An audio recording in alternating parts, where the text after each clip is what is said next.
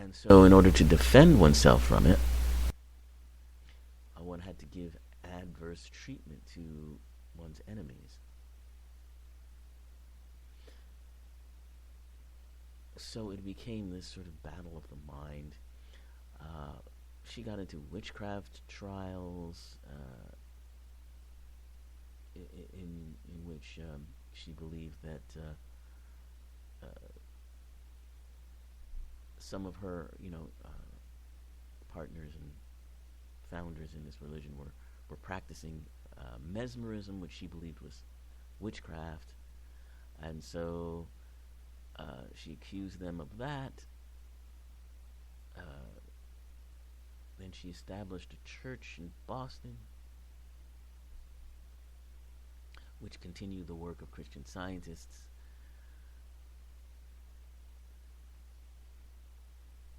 And so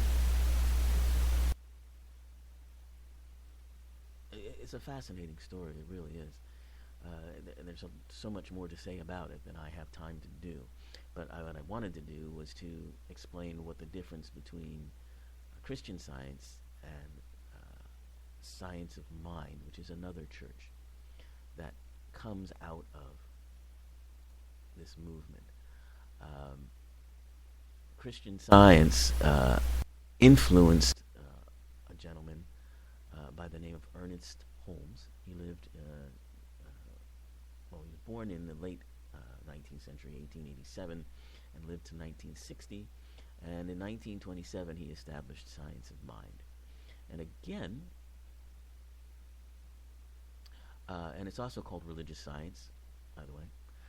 It's this idea that the mind, our minds are powerful tools that create our world. The teachings are again based on some of the mental healing work that Phineas Quimby did,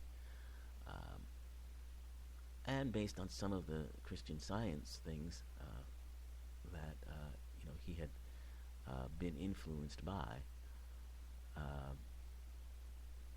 But he published a book called The Science of Mind, Mr. Holmes did, which takes the teachings of Jesus, the Bible, and Buddha, and looks at the similarities, looks at sort of the metaphysical commonality of those things.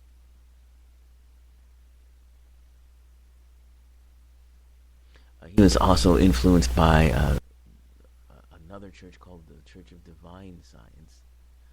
And that's something we'll talk about at another time.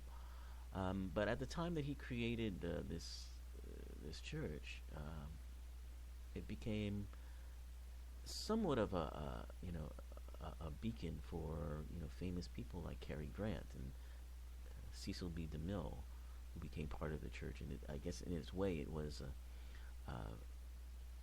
it had the kind of popularity that Scientology has for some now, but it is not at all like Scientology, because it still is based on religious texts.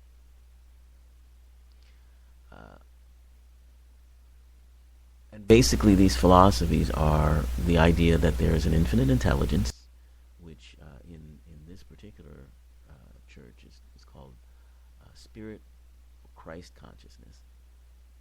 And it teaches because God is all there is in the universe, not just in heaven, but everywhere. The power of Christ consciousness, the power of spirit, can be used by all humans to the extent that they recognize and align themselves with its presence. He felt that God was not a person, but a universal presence, already in our own soul, already operating through our own consciousness. And so those are the basic ideas behind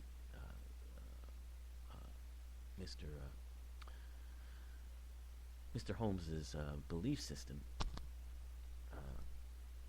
What he says is, we believe in God, the living Spirit Almighty, one indestructible, absolute, and self-existent cause. This one manifests itself in and through all creation, but is not absorbed by its creation, The manifest universe is the body of God. It is the logical and necessary outcome of the infinite self-knowingness of God. Number two, we believe in the individualization of the Spirit in us, and that all people are individualizations of the one Spirit. So we are all one, and that our physical being is an aspect of that. Number three, he says we believe in the eternality, the immortality, and the continuity of the individual soul, forever and ever expanding. We believe that heaven is within us and that we experience it to the degree that we become conscious of it. We believe that the ultimate goal of life is to be a complete freedom from all discord of every nature, and this goal is sure to be attained by all. And we believe in the unity of all life, and that the highest God and the innermost God is one God. We believe that God is personal to all who feel this indwelling presence. We believe in the direct revelation of truth through our intuitive and spiritual nature, and that anyone may become a revealer of truth who lives in close contact with the indwelling God. Then he goes on to say, we believe that the universal spirit operates through universal mind, and we are surrounded by the creative mind, which receives the direct impress of our thoughts and acts upon it. And that's how we sort of create the world around us. He also believes in the healing of the sick through the power of the mind, and the control of conditions through the power of the mind. They believe in the eternal goodness, the eternal loving kindness, and the eternal givingness of life to all, and belief in our own soul, our own spirit, and our own destiny, because all life is God. So there's a lot of other things to get to on that one, but suffice it to say, the main difference between the Church of Religious Science, or science of mind, and Christian Science is that while Christian Science does not believe that doctors and medicine can cure, but in fact quite the opposite, religious science embraces doctors and medicine as being part of the God mind, as having been created for such purposes.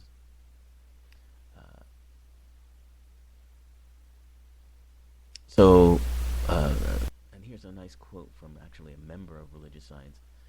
Religious science does believe in the idea of the Christ consciousness which Jesus had, but does not accept the idea that Jesus is our personal Savior. They say Jesus was the great example, not the great exception.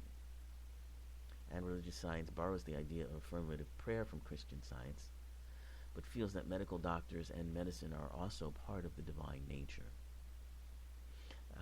Ernest Holmes' teachings are based on Christian teachings and more, including Hinduism and Buddhism, and that there is no separation between God consciousness and us. Any belief in that is an illusion. So those are the main differences.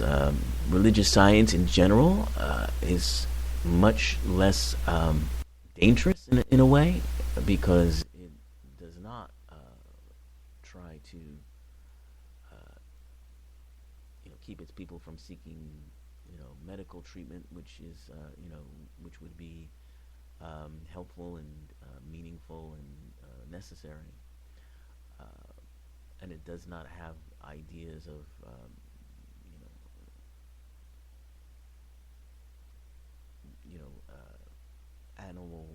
destructive animal magnetism or evil intent. It doesn't have any of those ideas, particularly.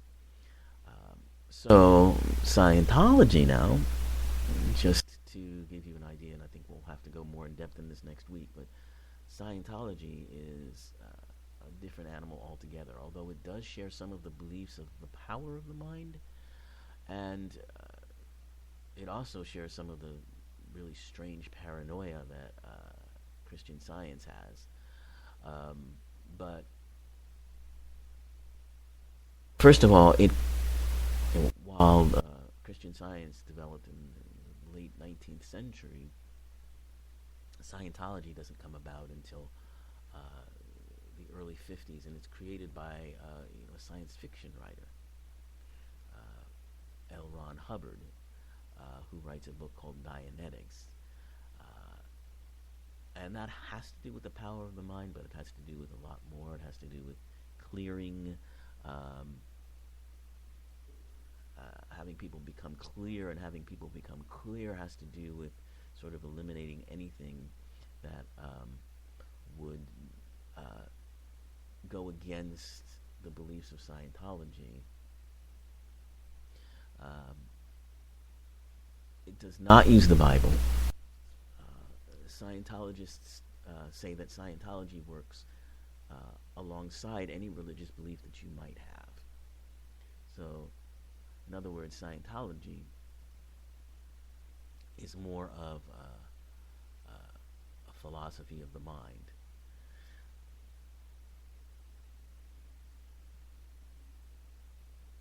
And Scientology also involves a belief in extraterrestrial beings.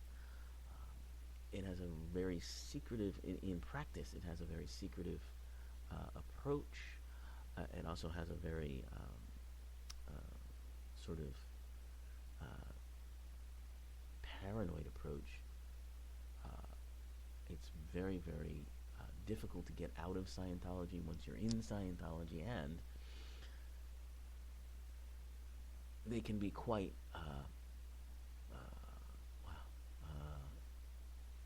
mean is I think a weak term to use. They can be quite authoritarian and destructive in their approach to people they feel are against them. There's a whole series on, I believe it's TBS is airing it. It's produced and narrated by a woman who was in Scientology for many years, since she was a child. And she originally did a documentary on it for HBO called Getting Clear, about her harrowing journey in Scientology and trying to get out of Scientology. So that's something that you might want to take a look at if you have more questions about it. But in general, Scientology does not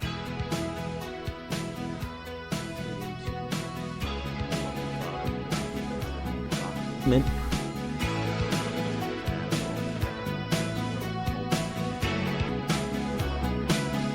next week we'll talk more about New Thought churches and where their philosophy goes.